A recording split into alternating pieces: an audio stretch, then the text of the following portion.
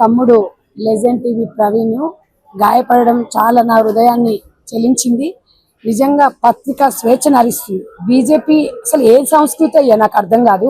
ఈ రాళ్ళు రువ్వుడేంది, కట్టెలు పట్టుకునేది అంటే శాంతియుతంగా చేసుకునే అంటే స్వేచ్ఛ లేదా? బీజేపీ పార్టీకి పొయ్యే కాలం దగ్గర పడింది. ఇవాళ ఆ తమ్ముడు కొట్టుమిట్టిలాడుతున్నాడు చావు బతుకుల మధ్యలో, నెత్తికి తగిలింది. ఇవాళ వాళ్ళ పరిస్థితి ఏందనేది ఇలా బీజేపీ పార్టీ వాళ్ళు ఏమన్నా చిత్తశుద్ధి ఉందా మీకు ఏమన్నా?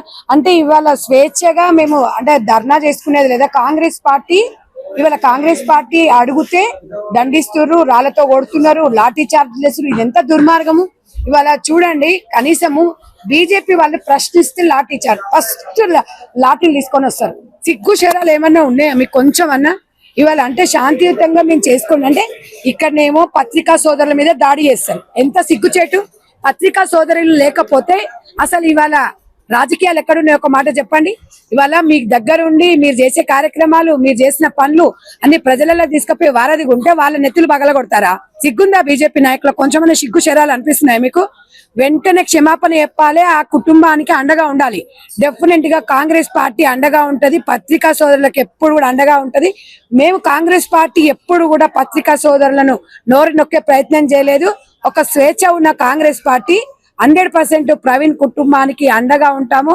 నేను అక్కగా ఎప్పుడు కూడా తమ్ముళ్లకు, నా మీడియా సోదరు తమ్ముళ్ళకి ఎప్పుడు కూడా నేను అండగా ఉంటా. ప్రవీణ్ చూస్తే నాకు చాలా బాధ అనిపిస్తుంది. నిజంగా వాళ్ళంతా బలిసినోళ్ళు గారు పిల్లలు. ఇవాళ వాళ్ళు ఒక విద్యార్థి దశ నుంచి వచ్చి ఇవాళ సమాజంలో మేము సైతం అని చెప్పేసి ఇక్కడ ఉన్న యువతలు మొత్తం 26-27 ఏళ్ల లోపు ఉన్న వాళ్ళే ఈ రోజు దేశం కోసము, రాష్ట్రం కోసము, అందరి ప్రజల కోసం చేస్తున్న పిల్లల నోరు నొక్కాలని చూస్తున్నారు కదా. సిగ్గు శరం అనిపించాలి. బీజేపీ పార్టీ కిషన్ రెడ్డి గారు ఎక్కడున్నారయ్యా? మీరు ఇప్పుడు వచ్చి చూడాలి, ఇక్కడ వచ్చి మీరు అందరు పరామర్శించాలి. ఇవాళ పత్రికల మీద మీరు దాడి చేయడం అనేది ఎంత దుర్మార్గం తెలుసా? అక్కడ ఢిల్లీలోనేమో నీట్ లీకేజీల విషయంలో చెప్తేనేమో ఆడపిల్లలన్నీ దెబ్బలు కొడుతున్నారు, ఆడపిల్లల బట్టలు ఇప్పి ఉడికిచ్చి కొడుతున్నారు. ఇది ఎక్కడ అంటే అడగొద్దు, ప్రశ్నించొద్దు. ప్రశ్నిస్తే కొడతారా మీరు? ఇది ఎక్కడి సంస్కృతి, ఎక్కడి సాంప్రదాయం చెప్పండి? బీజేపీ పార్టీలకు ఏ మాత్రం చిత్తశుద్ధి ఉన్నా కూడా వెంటనే క్షమాపణ చెప్పాలి, మీడియా సోదరులకు అండగా ఉండాలి.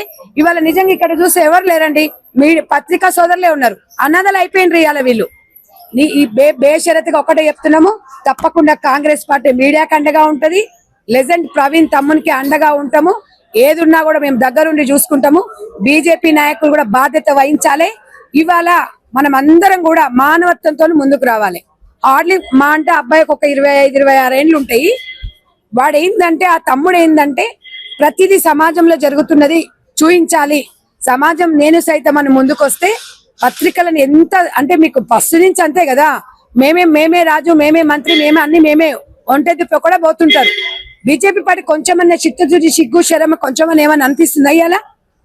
బుద్ధి సిగ్గు ఉండాలి కొంచెమన్నా.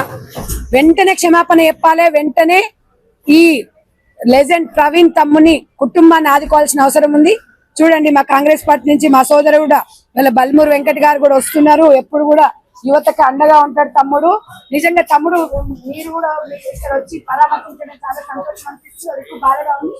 ఒకసారి తమ్ముని చూడండి, మీరు చూడండి తమ్ముడు, ఒకసారి మీరు ఒక భరోసాను కూడా కల్పించాలి వెంకట్ తమ్మునికి అని కూడా నేను చెప్తున్నాను.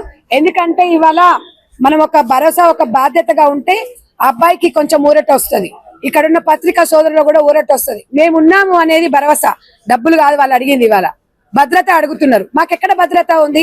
జర్నలిస్టులకే భద్రత లేనప్పుడు సామాన్య ప్రజలకు ఎట్లా భద్రత కల్పిస్తుందో బీజేపీ పార్టీ ఇవాళ ఖండిస్తున్నా.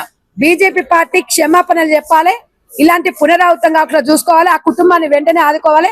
డెఫినెట్ గా కాంగ్రెస్ పార్టీ మీడియా సోదరులకు అండగా ఉంటుంది. ఆ కుటుంబాన్ని కూడా ఆదుకుంటామని చెప్పేసి మీడియా పక్షాన్ని చెప్తున్నారు.